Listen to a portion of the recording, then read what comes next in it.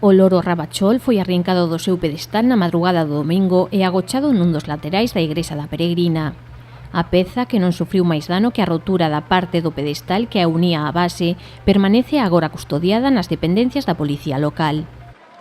Pois, en todo caso, decir que está a bon recaudo, porque está nas dependencias da policía local, e, en todo caso, pois están facendo as averiguacións pertinentes para determinar, para buscar os responsables deste acto vandálico, non?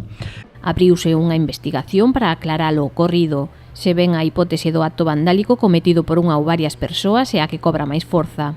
Outra cousa é que o intentaran derribar intencionadamente. Unha cousa é estuveran zarandeando ou xogando, entre comillas, e entón resulta que se les fue a mano e, ou en todo caso, pois estaba xa, non sabemos como estaba a base, non? Pero, bueno, quer decir, de todas é un acto vandálico con independencia de que fora, pois, intención inicial o derribo ou un zarandeo que levou a que se desprendera da súa base.